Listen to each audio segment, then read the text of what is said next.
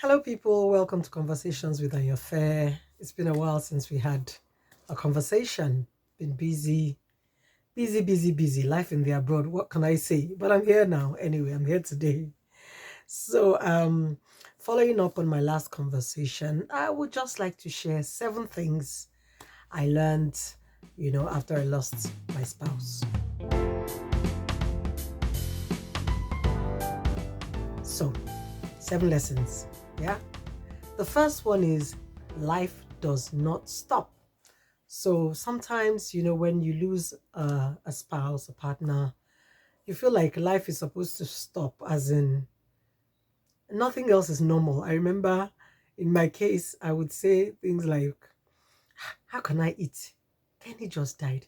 How can I eat even if I'm hungry?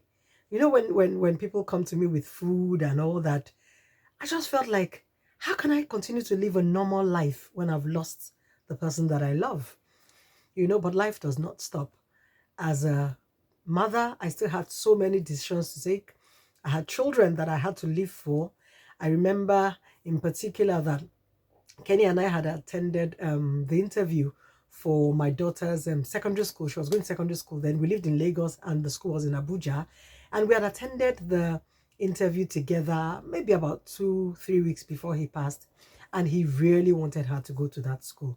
So I remember an auntie of mine, Auntie Tolu, she was the one who, a parent at the same primary school my daughter went to, she was the one who called me and said, look, I know you're grieving, but you need to do so and so, send an email to the school, all those kind of things. And she was the one who actually advised me on what to do, sent an email to the school and told them that, look, this had just happened and we had been given admission, but there was no way I was going to be able to afford the fees as a single parent. My husband had just passed, and so and so and so. And what were the possibilities of getting a scholarship? I spoke to the principal at the time, and honestly, the man was like a foot soldier for my family. He pushed and ensured that we got the scholarship to the point that by the time we even got into the school, he had been transferred. He wasn't even there. We didn't meet him there when we got there. God just used him as a foot soldier. So what am I saying? Life does not stop when you lose a partner. It's sad. It's a low time in one's life, but life does not stop, because the reality is you still have bills to pay. You still have children to take care of. You have to live for yourself, live for your children if you have children. And even if you don't have children, you have to live for yourself. Life does not stop. Things just go on. So, yeah, that's the first one. The second one is it's okay to grieve. Sometimes, when you lose a spouse and you're in that low, dejected state, people in trying to encourage you say things like, oh, we know it's painful, and that whoever says it's not painful should go and kill their own spouse as well. They mean well, but you know sometimes people just expect you to snap out of it. It's okay to grieve. There will be good and bad days. There'll be days you will cry and you want to come out, and there'll be other days that you will laugh. Days that in the midst of you know talking to family and just maybe being around your children, you will break down and cry. And there'll be other days that someone will share something, a memory about your spouse that will make you laugh.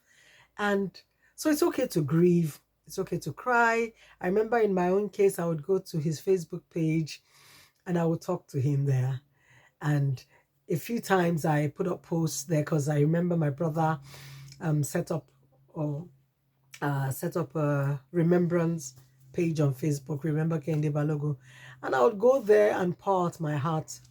And I remember in those days, I used to feel like, I tell people that I felt like someone was stabbing my chest with a knife consistently. That was how much pain I felt. So it's okay to grieve. Grief is normal. You go through it's even better to go through all the processes of grief. And then so that when you come out better, you come out healed, rather than, bottling it all up and then one day you just explode, or one day you just fall into depression.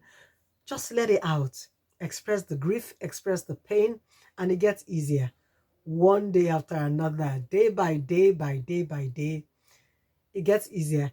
There will be moments, years. I mean, Kenny's been gone now for 12 years. Yes, 12 years next month. There are days that, years after, there are days that I remember something and I still cry. But generally, I'm fine, so yeah, it's okay to grieve. Nothing, absolutely nothing wrong with it. In fact, I recommend it if you've lost a spouse. You should grieve.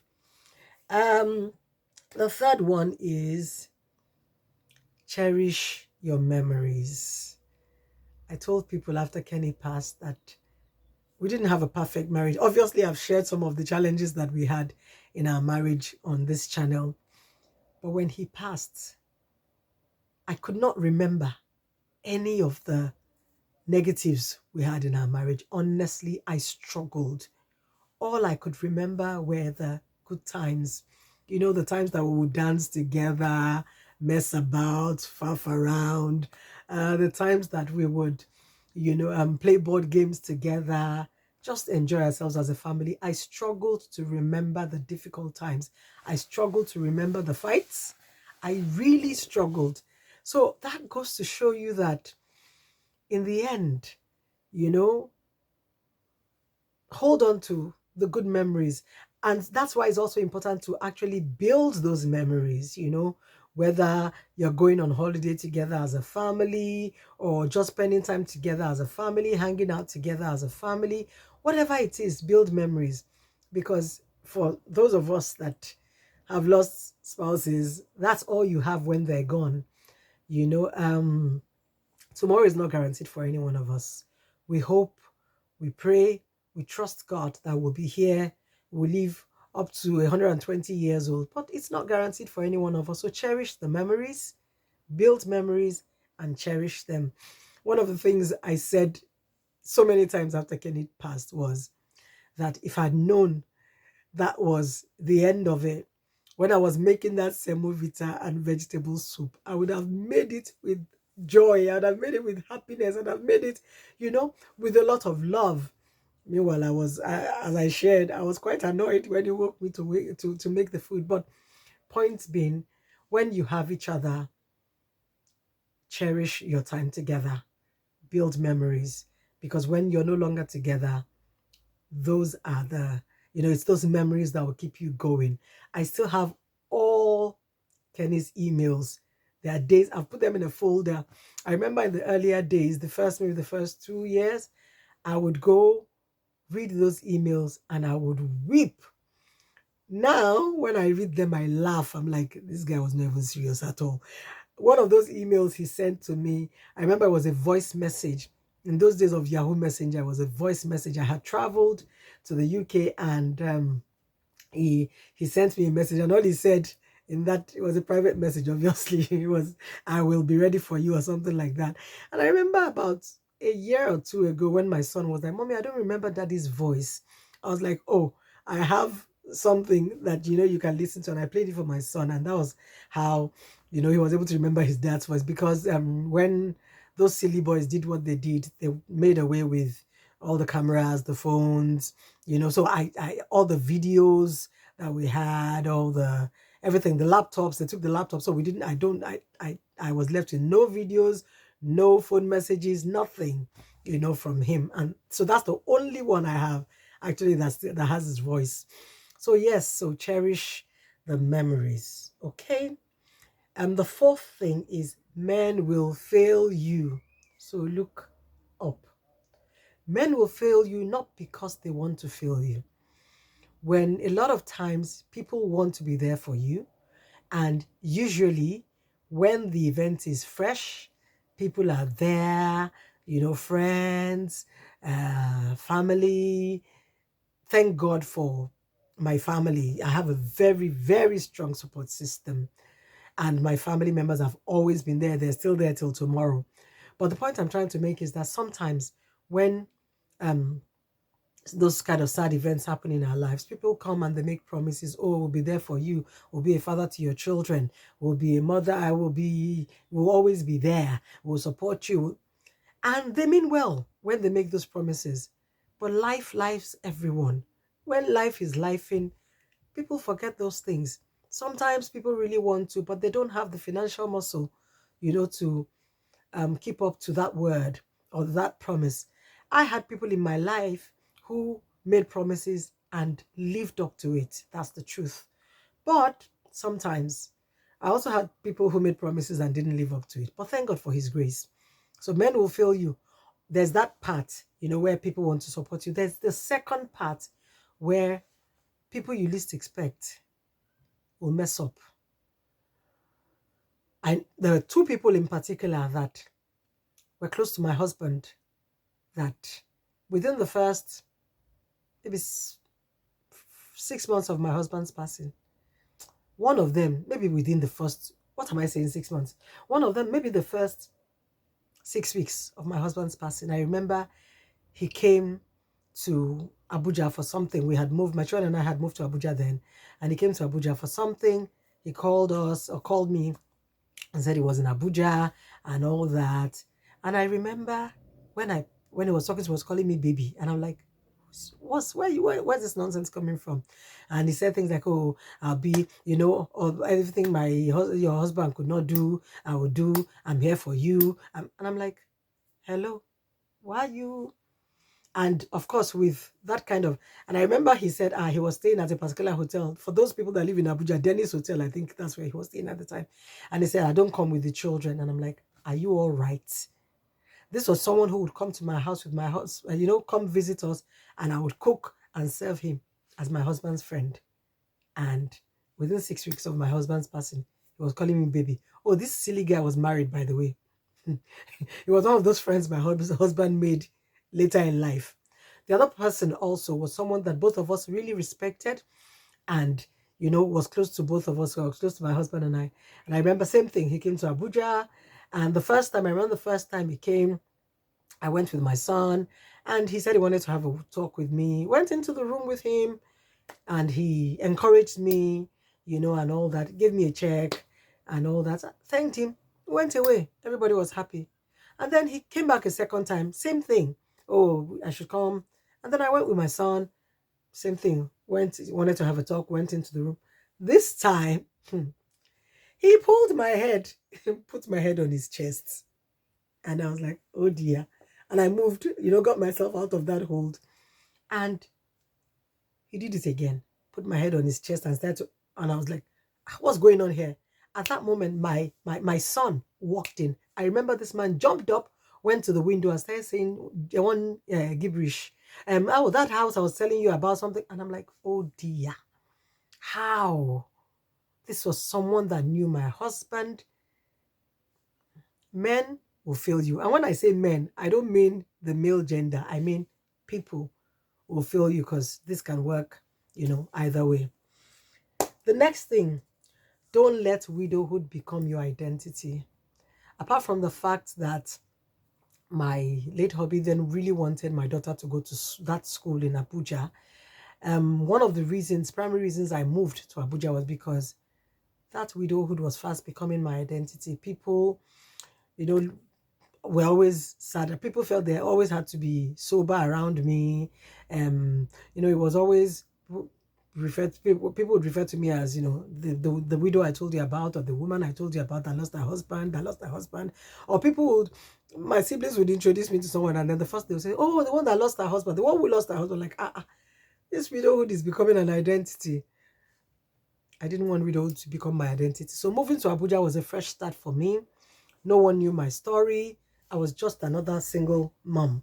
People didn't know whether I was divorced or never been married or, and that was good. And it took a while before people, when I got comfortable with people before sharing my story and all that.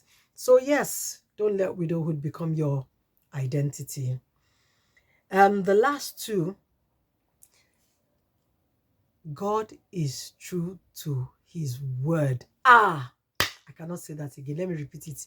God is true to his word. When God says, I will be a father to the fatherless and a husband to the widow, he was not playing. This God, he was not playing. The kind of help that God sent my way after my hubby passed, sometimes I would ask him that, okay, but you didn't really need to take him away to be this good to me. Help from people I did not know. I remember when I was moving to Abuja, a former boss of mine, one of my former bosses, was the one who spoke to someone about me. I was looking for work in Abuja.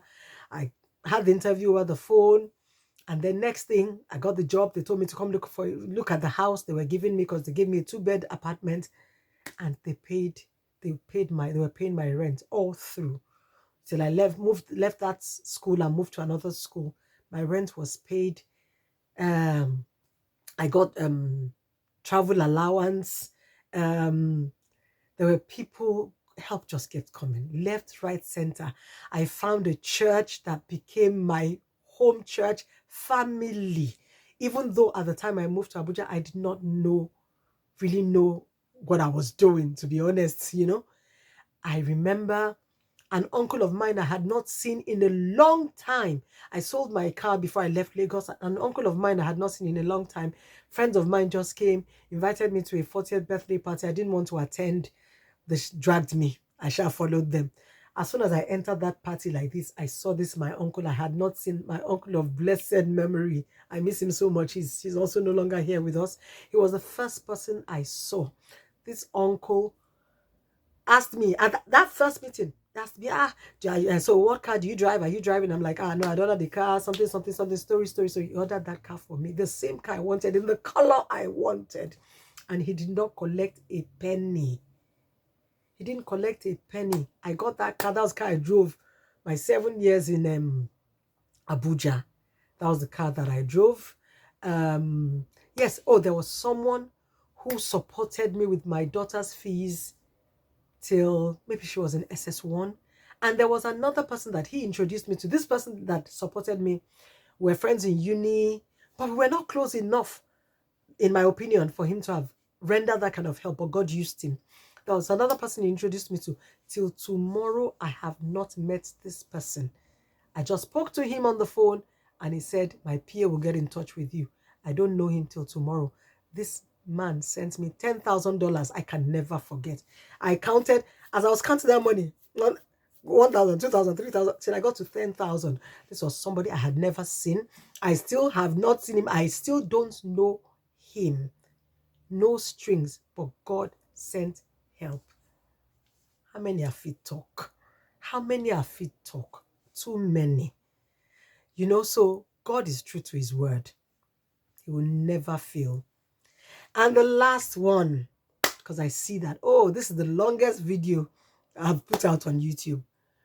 Leave. My sister, my brother, leave. Don't feel like if you lose a spouse, your life is over. Leave. Do the things that make you happy. If you have friends, people that you can go out with, or just leave. Do the things that make you happy. You enjoy painting, you enjoy shopping, you enjoy whatever it is that you enjoy. Just leave. Don't stop living. Don't stop living, because the brighter days are ahead. Brighter days will come. So like I said, this is the longest video that I've put out on YouTube. I didn't plan for it to be this long, but oh well, let's just say that because I've been away for a while, this is like 2 videos in 1 video. So if you haven't subscribed to my channel, please do well to subscribe, comment. What do you think of my thoughts? My 7, I think it was 7 of them. 7 of them. The 7 lessons that I learned. Is there something that you learned? Is there anyone who's lost a partner or a spouse and learned something? Please share with us in the comments section. I would like to hear your thoughts. Until I come your way again, I don't know when I'll be able to make time, but I will definitely come your way again. It's bye for now.